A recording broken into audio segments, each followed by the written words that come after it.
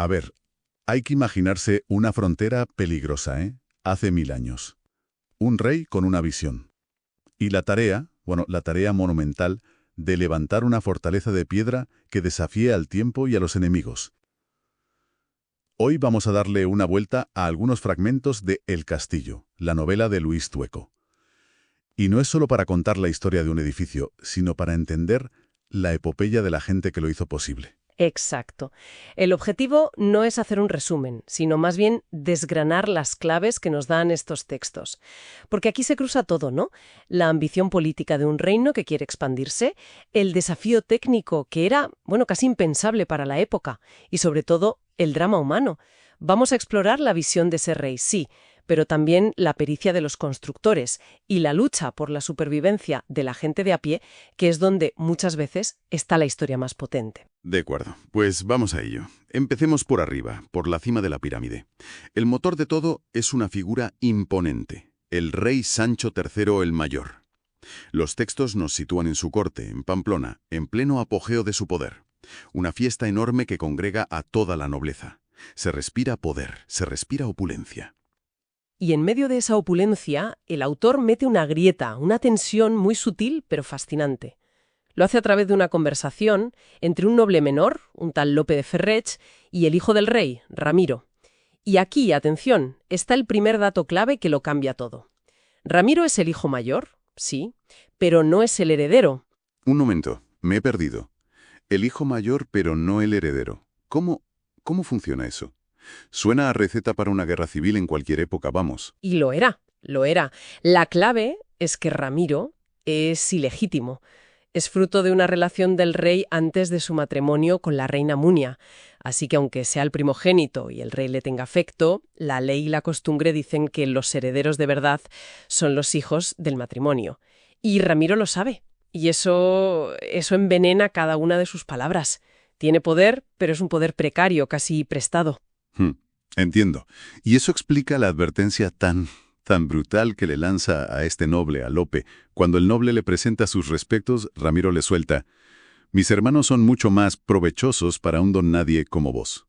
Es de una sinceridad casi cruel. O sea, le está diciendo en su cara: «No apuestes por mí, que soy el caballo perdedor». Es la cruda realidad de la política cortesana. No va de lealtad ni de afecto, va de utilidad. Ramiro está poniendo a prueba a Lope, pero a la vez está mostrando su propia inseguridad, su resentimiento. Se siente apartado y, de hecho, siembra la duda sobre el futuro, porque el rey habla de mis territorios, en plural, y todos interpretan que planea dividir el reino entre sus hijos legítimos. Dejando a Ramiro en una especie de limbo. Él mismo lo dice, que está buscando aliados desesperadamente. Dice algo como: «Mis hermanastros tienen más aduladores. En cambio, yo estoy solo». Es un personaje trágico desde el minuto 1. Totalmente. Un hombre con la sangre del rey, pero sin el camino despejado al trono. Es la personificación del conflicto que se viene. Pero, fíjate, si Ramiro está preocupado por el futuro inmediato, su padre, el rey Sancho, tiene una preocupación mucho, mucho mayor. Interesante. La ambición personal del rey. Pasamos a una escena en la que se reúne con un maestro de obras lombardo. Me encanta la perspectiva del constructor, que es un extranjero que ve Pamplona como un lugar rústico, casi salvaje, y a su gente como analfabetos. Se pregunta por qué ha aceptado ir a un sitio tan repulsivo. Esa perspectiva es fundamental. Nos muestra que, aunque Sancho sea el mayor, su reino es periférico, no es el centro del mundo. Y quizá por eso su ambición es tan desmedida. Quiere poner a su reino en el mapa, y no solo en el mapa político del momento. Pero lo que me llama la atención es que no parece buscar solo seguridad militar. Hay algo más personal, casi una obsesión. Totalmente. Y los textos lo dejan clarísimo. El rey no está pidiendo un simple fuerte, está luchando contra su propia mortalidad. Es una batalla contra el olvido. Le enseña al lombardo unas estatuas romanas de casi 1000 años y reflexiona en voz alta. Cito la frase porque es la clave de todo. La carne se pudre, las historias de los reyes pueden desaparecer, solo la piedra permanece y la fe. ¿Tú crees que es una motivación de fe o de puro ego? Porque usa la fe como justificación, pero su miedo parece el de cualquier mortal. desaparecer sin dejar rastro. Yo creo que en esa época eran las dos caras de la misma moneda.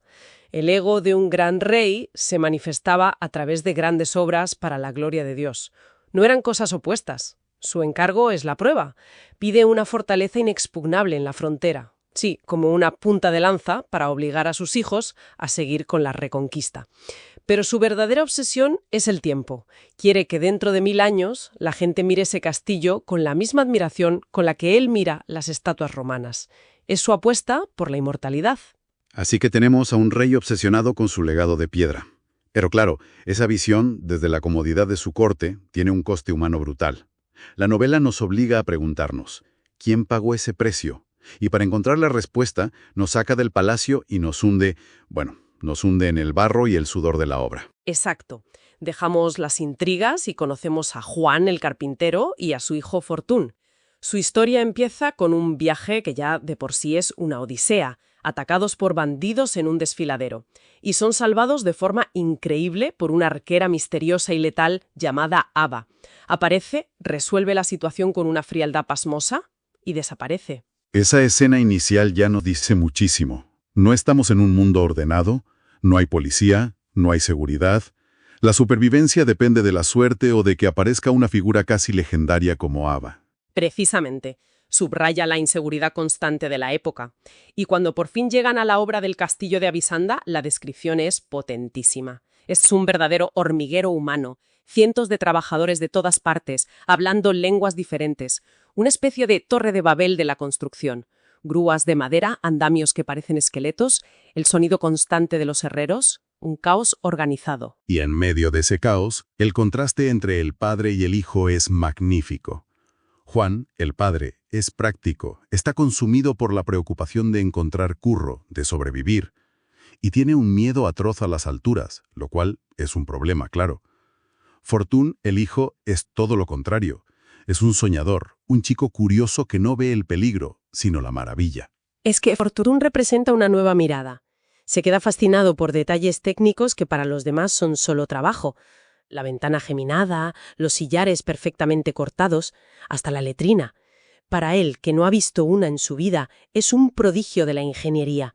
Es la curiosidad frente a la pura necesidad de supervivencia del padre. Y claro, no sería la Edad Media sin una buena dosis de brutalidad. Su primer contacto con la realidad de la obra es un capataz desdentado que es la encarnación de la tiranía a pequeña escala.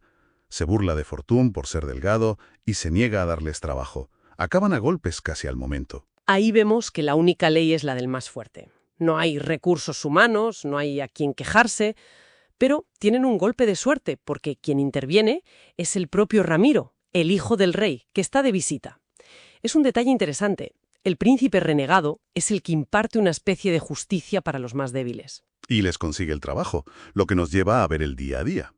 El curro durísimo en los andamios, el vértigo de Juan frente a la agilidad casi felina de su hijo. Pero más allá del esfuerzo físico, está el tema del conocimiento. Absolutamente. Vemos al maestro de obras lombardo, ese extranjero que decíamos antes, usando herramientas que parecían casi mágicas para la gente de allí, como la groma. Espera, ¿qué es exactamente una groma? Era, básicamente, un instrumento topográfico de la época. Una cruz de madera con plomadas en los extremos que permitía trazar ángulos rectos con una precisión asombrosa. Para los trabajadores locales, que seguramente trabajaban más a ojo, ver a alguien usar un aparato así debía ser como ver a un mago. Era tecnología punta, un conocimiento casi secreto que venía de fuera, de Italia. Era la diferencia entre construir una cabaña y levantar una fortaleza. Entiendo, el conocimiento era poder en el sentido más literal. Y la falta de él, la ignorancia unida a la crueldad, es lo que desencadena la tragedia final de esta parte. Por completo. El mismo capataz desdentado vuelve a la carga. Despide a Juan, pero no le basta con eso. Para humillarlo, se burla de su mujer fallecida, llamándola Furcia. Y ahí Juan explota. El texto describe una violencia cruda, desesperada, casi animal. Es que es una escena que te deja helado. No hay justicia, no hay autoridad. El único poder es el del más fuerte en ese momento. Te da una idea de lo increíblemente precaria que era la vida. Y en esa precariedad, la única lealtad real es la familiar. El capataz amenaza a Fortún con un cuchillo y es entonces cuando Juan, para protegerlo, agarra una piedra y mata al capataz. Luego, en esa furia ciega, también mata a su compañero. Es el punto de no retorno. Tienen que huir. Y mientras escapan, se cruzan con otros trabajadores que les dan una noticia que añade más caos todavía. Los maestros lombardos, los expertos, los que tienen la groma, están abandonando el reino en masa. Iglesias, castillos, todo a medio terminar. Y nadie sabe por qué. Es una crisis total. Imagina que hoy, de repente, todos los ingenieros y arquitectos del país se van. El gran proyecto del rey Sancho, su sueño de piedra, se enfrenta a un colapso. Es un brain drain en pleno siglo XI. Y deja a gente como Juan y Fortún, y al propio reino, en una incertidumbre absoluta. Hemos visto el mundo de la corte y el de los constructores. Dos mundos jerárquicos brutales. Pero los fragmentos nos abren una ventana a un tercer mundo.